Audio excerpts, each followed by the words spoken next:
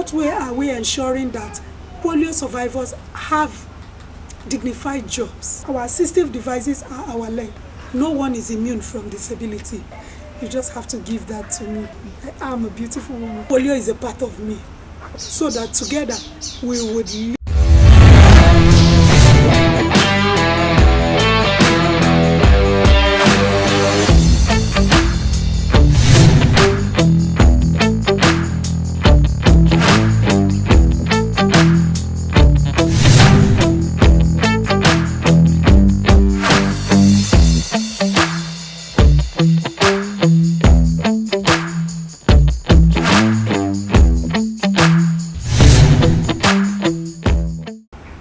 Susan Kelechi, an indigene of Imo State, a gender and social inclusion advocate, the executive director of Susan's Unique Oasis Foundation, a legacy I wish to leave someday, because I understand that in our journey in life, we need to leave a legacy, but I want mine documented. So I hope to document it under that. And of course, I'm a beautiful woman. I am a beautiful woman. You just have to give that to me.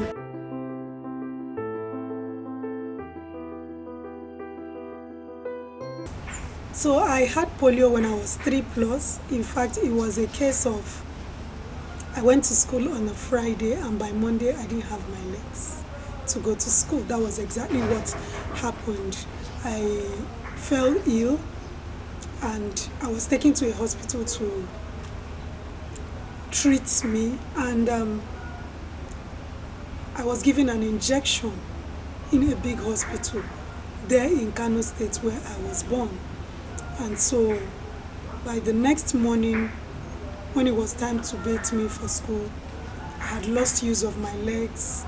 In confusion, my mom took me back to the hospital, and she tried to find out what was the problem. And after a series of investigations and all, it turned out I didn't get the polio vaccine as a child, and so I wasn't meant to take that injection. It was just a chloroquine injection at the time, and this is 44 years later. And I'm grateful. I'm just grateful for life. It's been a whole lot. I've seen the good, the bad, and the ugly, you know. After that, I had so many interactions with the hospital. I would always go to hospital. My mom was trying to see medical intervention. And when it wasn't working, you know, typical of Africans, you know, we like the spiritual way. We're going from one state to the other, seeking spiritual intervention. And at some point, we made peace with the fact that I was not going to work anymore. Maybe in the way that they would have me work, I would have to work in my own way. And so my journey to school began. I had to go back to primary school after so many years, you know, of admission at the orthopedic hospital where they were trying to see what could be done. And so I finished primary school, and I was quite intelligent. I was the class monitor at the time, you know. I went to secondary school, a girls' secondary school, but my parents did something, you know, significant. They made sure to put me in an inclusive school. I didn't attend a special school. They wanted me in a community where other children would also interact with me with or without disabilities. After that, I struggled with JAMB like every other person, you know, and finally I got admission into Yaba College of Education, where I had studied, you know, between 2003 to 2005. I acquired my ordinary national diploma in computer science, and in same 2005 I got admission to the University of Lagos, the university of first choice, you know, and I studied basic science education. After that, it wasn't easy, I must say, because it was a whole lot.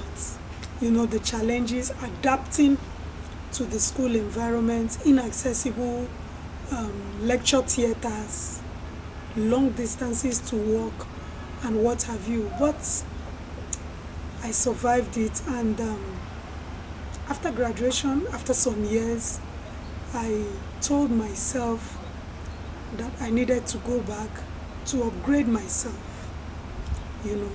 There was need to upgrade, and the fact that there was no work forthcoming. I would do well online, and when it gets offline, I would have so much challenges. You will see the facial expression of the staffs once you are walking in. At the time, I wasn't using a wheelchair. I was using my crutches. And so they will promise to get back to me. Of course, I already knew they would not get back to me because their facial expression had already told me while walking in. So I joined a volunteer team. I was volunteering as a teacher with Lagos State at the time. And after about 2 years, I won an award as the best science teacher in my district. And after that, I also, because of course I was paid 10,000 naira, which could not do much for me at the time. And it was quite difficult because, yes, I wanted to show that I had value to bring to the table, but I also had a hurdle to face. And that was the fact, if you are conversant in Lagos State, you would know that when you get to Ojota, you would have to cross like 4 lanes on the express. And I had to do that consecutively, year in, year out, to go and teach, just to validate the fact that I had something to bring to the table. And so, by the time I was doing that, I had another opportunity to volunteer as a data management officer in a healthcare facility. After the training and all, I got that opportunity. So I was multitasking. I would have days where I go to teach, days where I go to the hospital to help as a support officer. And then I thought to myself, what if these people needed to make me a staff? I don't have a degree in this field, so I needed to upgrade myself. So I went back. I was doing the 2 volunteer jobs simultaneously, and I went back to school. I went back to study genetic counseling. I wanted something that's related to health, and so I did that. And unfortunately, after all of that, I lost both jobs because both schemes ended, changing government, and then they just drop people. So there was no way I was able to. But then I struggled through all of that, and one thing was constant for me, the fact that I didn't want to fail,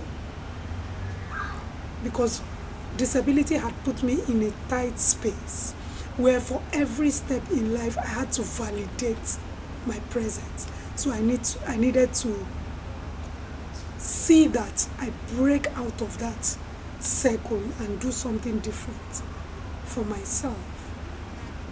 And so after losing the 2 volunteer jobs at the same time, of course I had finished my postgraduate in genetic counseling. I did that within 10 months. So I was shuttling between the University of Lagos, which was where I had my first degree, and going to work in these 2 places where I was a volunteer, because it was my savings from these jobs that I was using to see myself through school.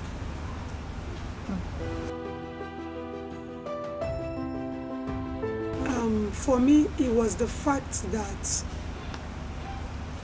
I'm a Nigerian, I'm a firstborn child, and as a firstborn child, uneasy lies the head that wears the crown, if you know what I mean. Whether this is not only for persons with disability now, for every first child, you have a responsibility because you are a leader automatically with your position in the family. And so with disability, it's an added layer that you needed to validate who you are. And so I didn't want disability to take that away from me.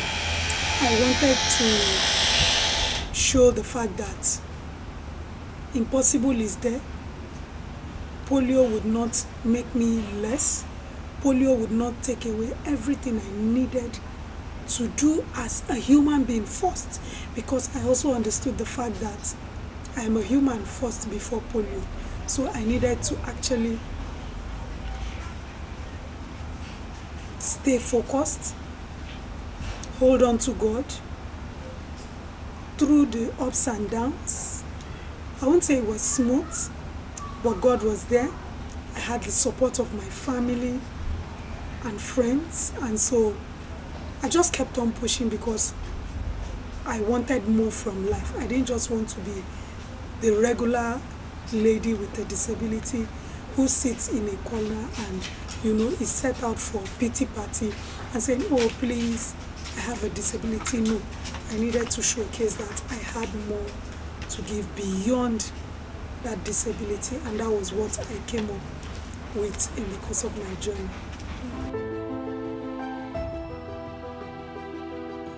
Oh, having polio has shaped everything about me because I have to have a mental calculation of my daily itinerary where I have to ask myself, is that place I'm going to, is it accessible to me? So whether it's the church, it's going to work, it's going for a party, or just social gathering, my mind is always, is that place accessible to me?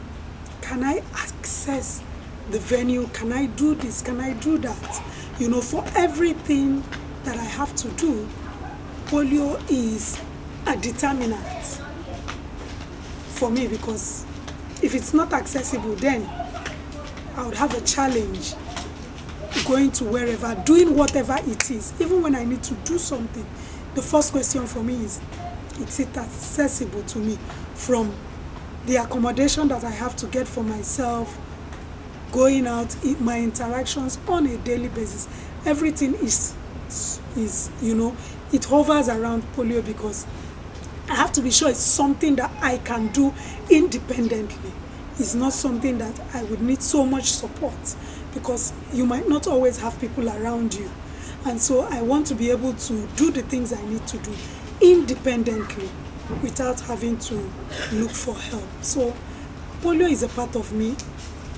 Polio is a huge determinant, for my day-to-day living. I'm sharing this because it's not just about me, but because we are also trying to educate the public. We're trying to raise awareness. We have infrastructural barrier for persons who have survived polio. Most places are not accessible to us. You have certain engagements and they are on the 3rd floor, they are on the 5th floor. And some of these places, they don't even have lifts. And even when they have lifts, what if there's no light in these places? How do we access venues, whether it's church, even the shopping mall? I go to shop, I have to stock up my place. And so infrastructural barrier is number one for polio survivors, because even when institutional barrier, this removes you from certain opportunities like getting a job and all of that. We have a Disability Act which clearly states that 5% must be reserved for persons with disability, every workforce. But, implementation is slow. And so, for me, it's a case of job, we go to church, anywhere we find ourselves. Are these places accessible? Not only for those of us who use a wheelchair, But this includes those of us who use crutches. How accessible are our venues at the different places, the different public spaces? Because ideally, a person with polio is supposed to access every other space on equal basis. We do not need people lifting us, like I'll say, like a bag of beans. We need to independently access. And then we also have, I've mentioned too, institutional barrier, infrastructural barrier. We also have the attitudinal barrier. Nigerians are wonderful people. And people, once they see persons with disability, they go, hey, yeah, this auntie is so fine. Hey, yeah, if not for this leg. And most times they see us as people who are less. They see us as people who cannot do things in our capacities as human beings. And that is one myth that I need to disabuse the minds of people. The truth is, just like any other person, polio is just a disability that affects our legs. That is all, nothing else. We should be able to independently, do things. Ask us. Don't assume the things I can do or the things I cannot do. It is absolutely wrong, to assume that because someone has a disability, they cannot do this or cannot do that. It is best to find out from the person, can you do this? There's no harm in asking questions. Most times people pick the kind of jobs they want us to do. They pick the kind of spaces they want us. Because of this attitudinal barrier, they have this myth in their minds that, oh, they can't do this, they can't do that. It's not so. So I think these are major concerns. And that attitudinal barrier also affects opportunities that come to us. Because people also judge us to say, no, she would not be able to do the work. Whereas it is even persons with disability who are more committed to their job because they have less time to go and stroll and go and talk to one colleague or the other. They are at their workstation. So they concentrate and get the job done, except it's someone who is not serious-minded. So these three encompasses, when we begin to dissect it, it encompasses a whole lot. But I'd like to stop with these three. Because if we address it, it will help us a whole lot. I would like to say that polio is a preventable disability, and for children between the ages of 0 to 5 years, please, if you have a child within this age, whether it's your child, your nephew, nieces, and whatever, ensure that they get the vaccine. I didn't get the vaccine. That was why I came down with poliomyelitis, which is polio for short. And so one of the most important ways to prevent is to ensure that the children within this age get vaccinated. And the fact that when they go around, later when the children are even walking and in nursery school, preschool, and they give booster doses, please ensure that your children take those booster doses.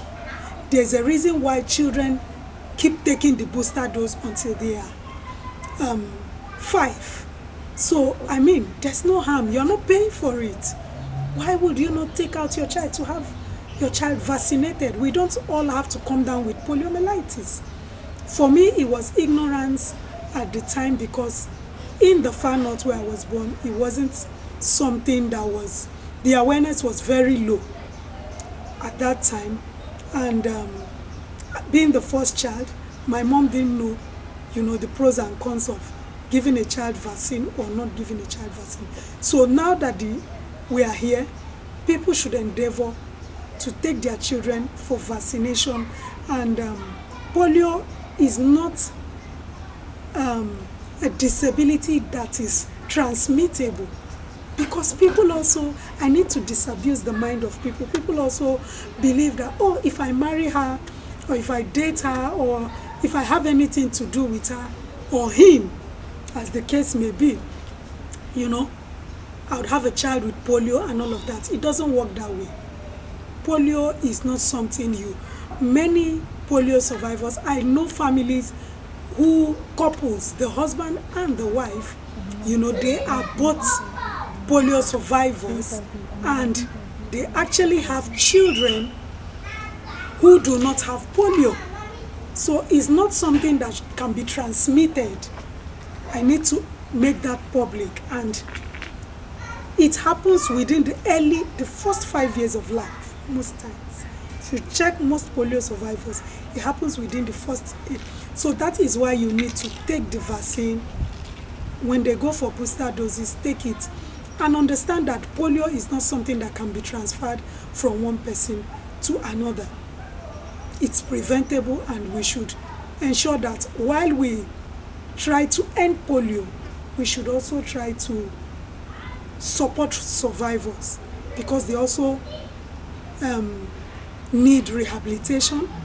There's something called post-polio syndrome, and when we get to that level, that was why I couldn't cope with my walking stick, my crutches, because I had more pains on my legs. My legs were getting weaker. They could not carry my upper body, so I would have to depend on analgesics so much. At some point, I was abusing the analgesics. So the best way for me was, to take the doctor's advice. And the doctor's advice at the time was, instead of abusing analgesics, which might cause another problem for me, the best thing was for me to just start using a wheelchair.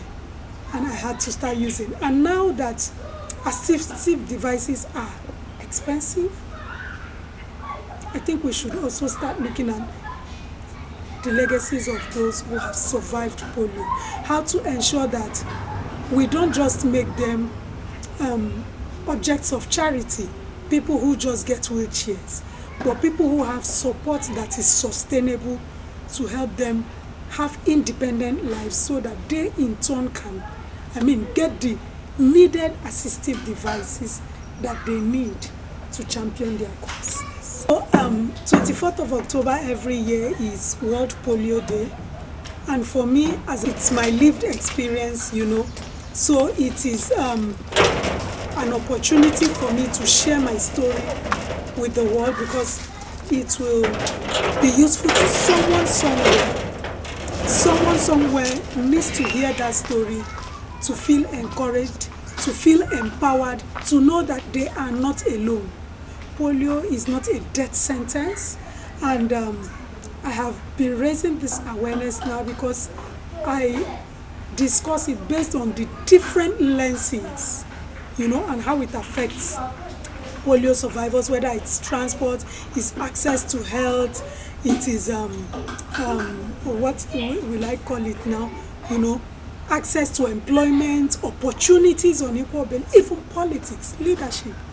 The fact that we have a disability does not mean we can't lead, and in all spheres of life. So for me, I am raising this awareness to ensure that polio survivors, who have stayed in isolation, if you go through those posts, you will see many polio survivors also sharing their stories, making comments to corroborate what I am sharing, which tells you that it's our lived experience and it's our story to share to the world, to let them know that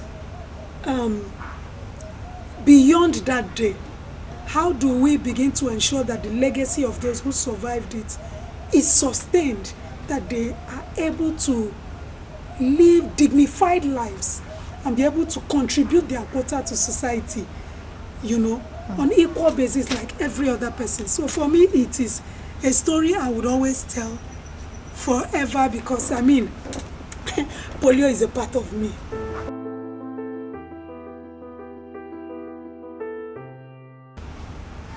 For policymakers and the government and even organizations that support polio survivors, I think I want to say a very big thank you, first of all, for the vaccines and everything that is out there, for those who have supported so many people with assistive devices, wheelchairs, crutches, and what have you.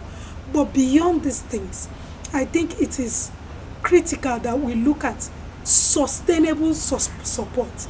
That is the only way the legacy of polio survivors can be protected. What do I mean? How do we begin to look at proper rehabilitation when we come down with post-polio syndrome? We have lost some people. Some people have passed on, because they are not able to manage post-polio syndrome. How do we put in place, a rehabilitation center where even before you come down with post-polio syndrome, you have this information at your fingertips. You know the things that you need to do to support yourself. It's not just about wheelchairs. Beyond the wheelchairs, what are those things that need to be in place? And again, it's important that our assistive devices are affordable for us, because this is our independence. This is the only way we move around. This is the legs that we see. They are the things that give us dignity in movement. And so it's important that we begin to look at how we can produce good quality wheelchairs even within, because maybe the cost of importing them from outside makes it very expensive, that even some of us, even when our wheelchairs are bad, we can't even replace it because it's so expensive. And sometimes we end up getting some free ones that are not the type that we need, because it's a different thing to get an assistive device. It's a different thing to get the one that suits your needs, so that it doesn't even escalate your problem. Like the one I have is going bad, but because of the cost of wheelchairs, And so if it is so for someone like me who is educated, who is working, what happens to those in the rural areas who do not have this support? And then there is also need to ensure that we improve the livelihoods of polio survivors. It's not enough that we have survived this virus, we are trying to end it.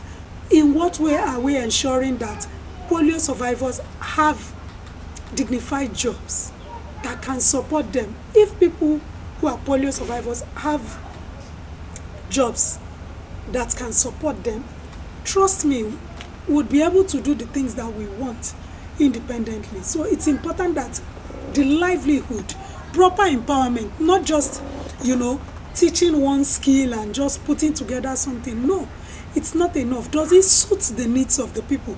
There's a need for needs assessment. You don't just empower people because you feel, she uses a wheelchair, all she would need is a wheelchair.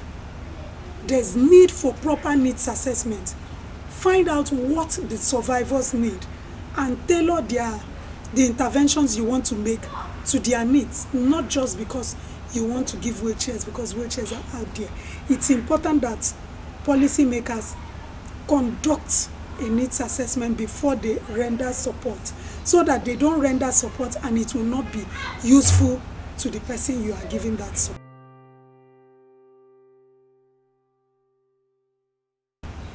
So as we mark the World Polio Day, my word of advice to youths, strategically for youths, that is laudable, but I also want you to ensure that you carry youths with disabilities along. Ensure to leave no one behind, because when you carry youths along and you marginalize youths with disability, you are leaving this demography behind and it will not do us good. Ensure to raise awareness that disability, whether it's polio, whether it's any type of disability, is not a death sentence. Why do I say this? No one is immune from disability. Some persons stepped out of their houses, got hit by a car, and today they are spinal cord injured survivors. They are in a wheelchair. Some people lost their sight after they had gone into the university, the four walls of the university.